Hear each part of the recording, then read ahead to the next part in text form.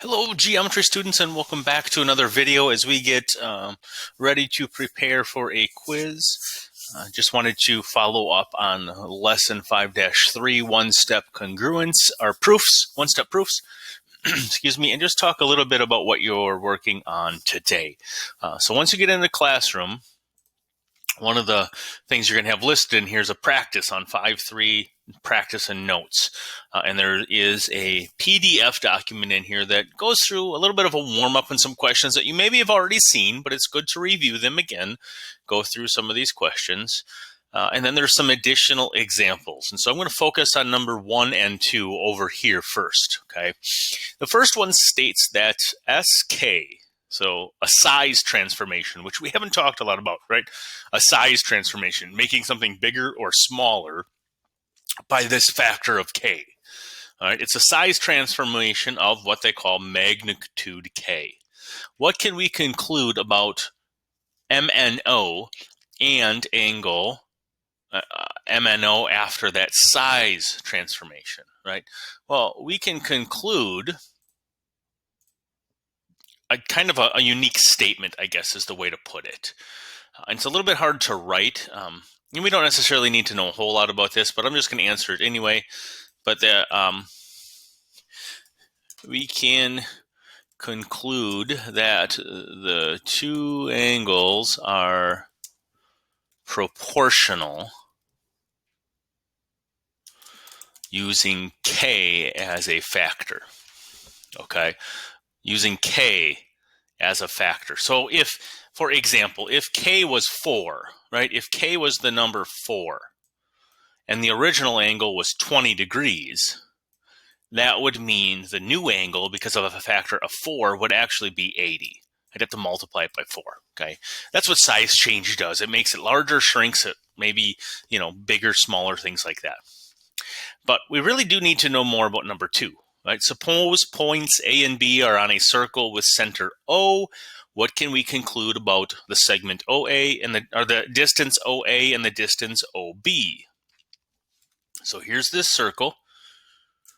Okay, there is our circle, and we're going to draw in the center. Oh, right about in there. O.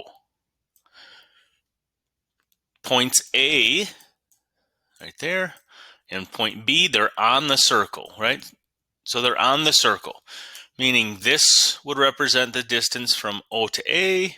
This would represent the distance from O to B. Well, we would call both of those what? Correct. Those are both a radius. And if they're both a radius, we can say that the distance from OA would have to equal the distance of OB. How do we know that? I mean, it's not asking you that in this one, but what's our justification? Well, if we ever have to talk about points on a circle, we're typically looking at something called the definition of a circle. Any points that are on the circle are equidistant from the center of that same circle. All right, so we can go through some of this and talk about that they're the same distance from the circle. That's how we create circles and things like that. Now you're going to notice, I'm going back to the PDF here for a moment. On this PDF, if you go all the way to the last page, here is a table of justifications, and they do it a little bit of a different way in how they organize it. This left-hand column talks about segments, right? The word segments that are congruent. The right-hand column talks about angles. Come on, highlight. Angles that are congruent. And here are the reasons that we can say angles are congruent, or the reasons and justifications that we could say segments are congruent. This would be a very good table to have somewhere printed out, written down. These are great reasons for us to use when we're talking about proofs. Now, the other problems on here, you've probably seen a little bit, right? So this one, number 3, I'm going to let you kind of work on your own and filling in those gaps. Number 4, we're going to work on quickly here together on this slide. So we are given the fact that ray BD bisects angle ABC. Prove that the measure of ABD equals the measure of angle CBD. So here's the picture, as close as I can draw it. A to B to C and then there is a ray from BD that bisects. Well, the definition of bisect means that it cut these two angles in half. Boom and boom. They're equal because it cut them in half. So let's think about what that means in terms of a proof. Step number 1 is always the given. So we're just going to rewrite this given part on this line. Ray BD bisects